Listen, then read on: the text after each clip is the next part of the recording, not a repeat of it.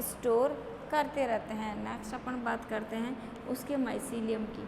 जो mycelium part होता है इसका, उसका जो लेटरल पार्ट होता है, उसमें जो ब्रांच बनती है, उन लेटरल पार्ट से क्या निकलते हैं, होस्टोरिया निकलते हैं, ये चुस्कांग निकलते हैं। और ये चुस्कांग क्या करते हैं, फिर उससे परपोषी जो पादप होता है उसकी कोशिकाओं के अंदर क्या कर जाते हैं, ये प्रवेश कर जाते हैं। और प्रवेश करते ही क्या करते हैं, ये भोजन का अवशोषण प्रारंभ कर देते हैं।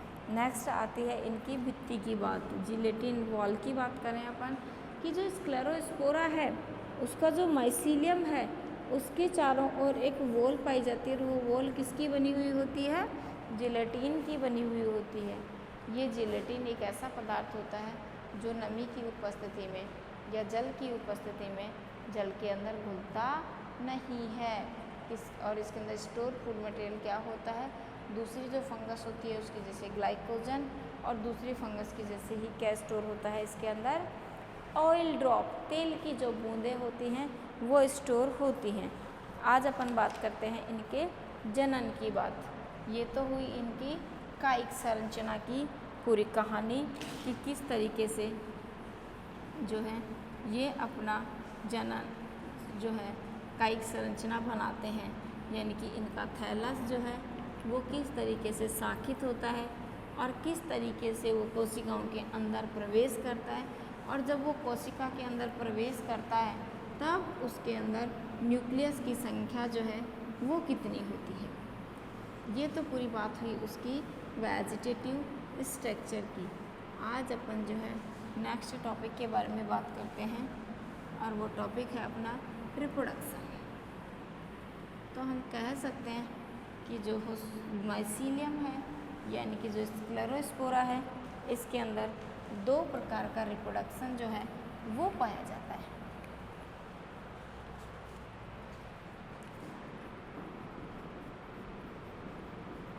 रिप्रोडक्शन, जनन। तो हम क्या कह सकते हैं कि जो स्क्लेरोस्पोरा है उसके अंदर ये जनन जो है, इस स्क्लेरोस्पोरा के अंदर ये जनन दो प्रकार का होता है। एक जनन होता है अलैंगिक जनन, एसेक्सुअल रिप्रोडक्शन, और दूसरा होता है लैंगिक जनन।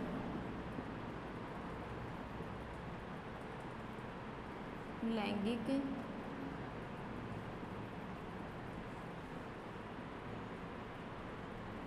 जनन इसको कहते हैं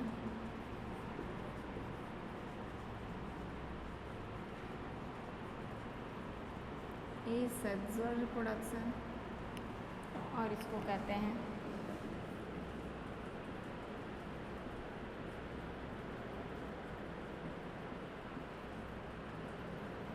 रिप्रोडक्शन। अलैंगिक जनन और लैंगिक जनन। फंगस के ये दोनों रिप्रोडक्शन हमने एल्बुगो की जो डिजीज़ थी उसके अंदर बहुत अच्छे से देख लिए कि किस तरीके से एक अलैंगिक जनन एक स्पोरेंजिया द्वारा होता है और या कॉनिडिया द्वारा होता है, और एक लैंगिक जनन कायिक जो सेक्सुअल रिप्रोडक्शन है उसके लिए किस तरीके से एंथीडिया बनती हैं और उगोनिया बनती हैं।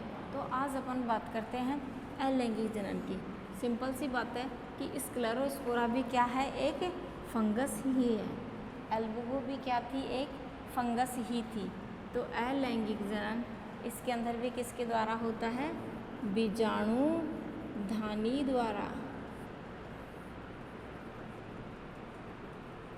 किसके द्वारा होता है, बीजाणुओं की धानी के द्वारा।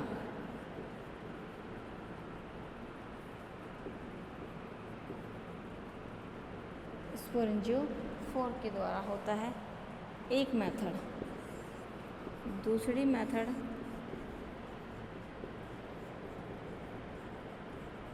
कॉनिडियोफोर, कॉनिडिया धानी द्वारा।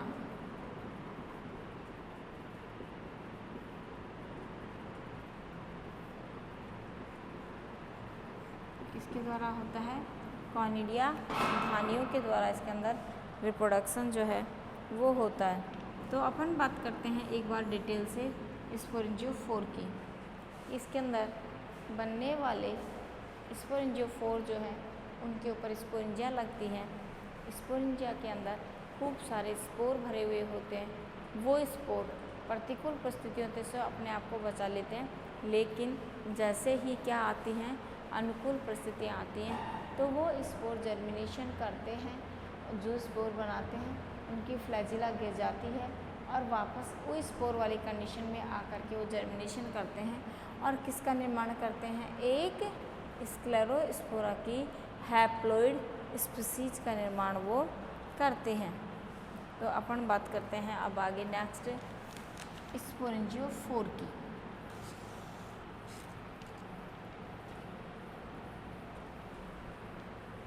तो दो टाइप के रिप्रोडक्शन के बारे में अपन ने देख ही लिया कि स्क्लेरोस्पोरा के अंदर एक अलैंगिक जनन भी पाया जाता है और स्क्लेरोस्पोरा के अंदर ही एक लैंगिक जनन भी पाया जाता है। तो अपन बात कर रहे थे अलैंगिक जनन में स्पोरेंजियोफोर।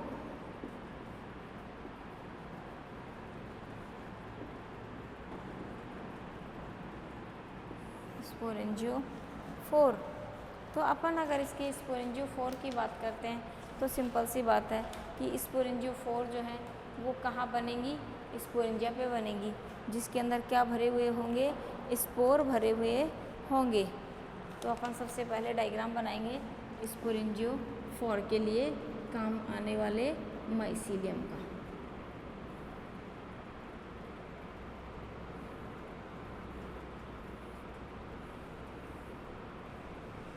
सपोज करो कि ये एक माइसीलियम है जो ब्रांच्ड है। ये क्या है, एक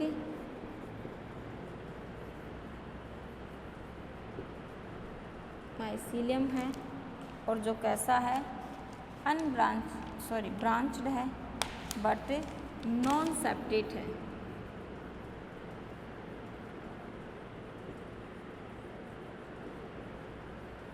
कैसा है, नॉन सेप्टेट है, मल्टी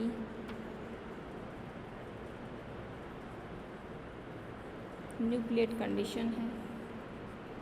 जैसे ही ये अपना जर्मिनेशन करते हैं तो इनके जर्मिनेशन से इनके अपेक्स पार्ट के ऊपर खूब सारी क्या बन जाती हैं, स्पोरेंजियोफोर बन जाती हैं। इस तरीके से तो जो ये हैं इनके अंदर क्या भरे हुए होते हैं, न्यूक्लियस। इसका नाम क्या होता है, स्पोरेंजिया। ये स्पोरेंजियोफोर के बीजाणुधानियाँ और ये होती हैं बीजाणुधानी। जैसे ही ये माइसीलियम आकार में क्या हो जाते हैं, बड़े हो जाते हैं, इनके अपेक्स पार्ट स्पोरेंजियो बनाती हैं। तो इनकी स्पोरेंजिया जो होती हैं उनमें क्या आता है, मैच्यूरेशन, परिपक्वन आता है। जैसे ये परिपक्व हो जाती है तो ये इस तरीके से क्या हो जाती हैं, सेपरेट हो जाती हैं।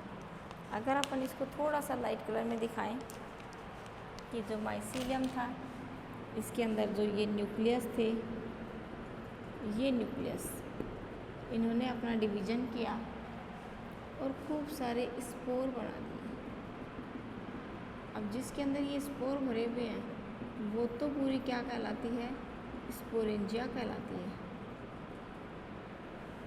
अब ये स्पोरेंजिया क्या करती हैं, अपना परिपक्वन करती हैं और ये स्पोरेंजिया क्या हो जाती हैं, सेपरेट हो जाती हैं, अलग हो जाती हैं। जैसे ही अलग होती हैं तो इनके चारों तरफ पाए जाने वाली जो भित्ति होती है, ये भित्ति क्या होती है, फट जाती है। जैसे ये भित्ति फटती है तो ये स्पोर क्या होते हैं, एनवायरनमेंट के अंदर बाहर आने लग जाते हैं। अब जो स्पोरेंजिया के अंदर बाहर की ओर जो स्पोर आते हैं, ये स्पोर क्या कहलाते हैं? जूस्पोर। क्या कहलाते हैं? ये जूस्पोर कहलाते हैं। ये जूस्पोर सबसे पहले क्या बना देते हैं?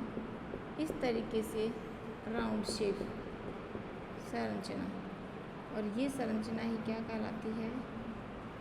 oospore कहलाती है। जैसे जूस्पोर की फ्लैजिला गिर जाती है, oospore बन जाते हैं, तो ये अपना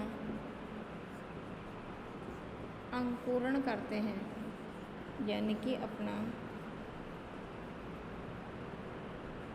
जर्मिनेशन करते हैं, और उस अंकुरण के द्वारा वापस क्या बना लेंगे? अपना माइसीलियम जैसी स्ट्रक्चर जो है वो बना लेंगे।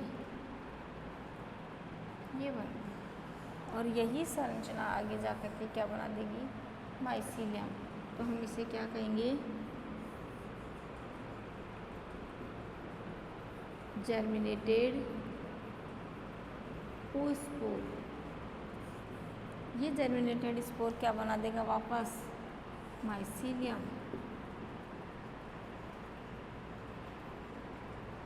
क्या बना देगा? अपना माइसीलियम बना देगा। तो इसके अंदर स्पोर तो बनते हैं स्पोरेंजिया के अंदर, लेकिन ये स्पोर जो है वो कहीं भी आपस में संयुग्मन की क्रिया जो है वो नहीं करते हैं, और जब ये आपस में फ्यूज़न ही नहीं करते तो इनकी स्पोरेंजिया जो है वो डायरेक्ट स्पोर बनाती हैं, और वो सारे स्पोर क्या करते हैं? बाहर मुक्त अवस्था में आ जाते हैं। जैसे ही वो मुक्त अवस्था में आते हैं तो ये स्पोर सारे क्या करते हैं? अपने जूस्पोर के फॉर्मेशन में बाहर आते हैं। ये जूस्पोर जो हैं वो क्या करते हैं? अपनी फ्लैजिलाओं को गिरा देते हैं। फ्लैजिलाओं के गिरते ही वो जो पहले किडनी शेप थे वो सारे अब राउंड शेप में बदल जाते हैं। ये राउंड शेप की जर्मिनेशन क्या करते हैं? अपना जर्मिनेशन करते हैं, और जर्मिनेशन करके वापस क्या बना लेते हैं? अपना माइसीलियम बना लेते हैं। तो ये कंप्लीट जो स्टेप्स हैं वो किसकी हैं? अलैंगिक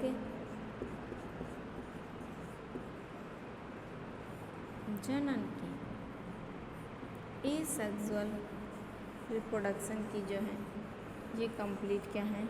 स्टेप्स हैं। तो आज की क्लास जो है अपने यहीं तक देख पाएंगे कि एक स्पोरेंजिया और एक कॉनिडिया किस तरीके से स्पोरेंजियोफोर और स्पोरेंजियोफोर से किस तरीके से मैच्योरेशन होता है, परिपक्वन होता है, और उनके अंदर रैप्चर होती हैं वो, और रैप्चर होते ही वो क्या निकलते हैं? उसमें से जूस्पोर फ्लैजिला युक्त होते हैं। ये जूस्पोर फेवरेबल कंडीशन आते ही क्या कर देते हैं? अपने फ्लैजिलाओं को, जिनके लिए मैंने आपको मैस्टिगोमाइकोटिना में पढ़ाया था कि इसके अंदर 2 टाइप्स की फ्लैजिला होती हैं, एक विप्लस और एक टिन सेल टाइप की फ्लैजिला होती है। तो ये जूस्पोर बाईफ्लैजिलेट होते हैं। जैसे एल्बुगो के अंदर भी बाईफ्लैजिलेट थे, लेकिन एल्बुगो के अंदर 2 टाइप की फ्लैजिला थी, एक विप्लस और एक टिन सेल टाइप की। बट स्क्लेरोस्पोरा के अंदर दोनों ही जो फ्लैजिला होती हैं वो स्मूथ प्रकार की फ्लैजिला होती हैं, और उनके गिरते ही जो जूस्पोर था अब वो oospore के फॉर्मेशन में आ गया, और oospore ने अपने जर्मिनेशन किया और क्या बना दिया? एक माइसीलियम लाइक स्ट्रक्चर बना दी, और जो माइसीलियम लाइक स्ट्रक्चर है वही आगे जा कर के क्या कहलाएगी? प्रॉपर माइसीलियम कहलाएगी। तो चलो आज की क्लास के लिए अपना इतना ही बहुत है। आज की क्लास के लिए थैंक्स।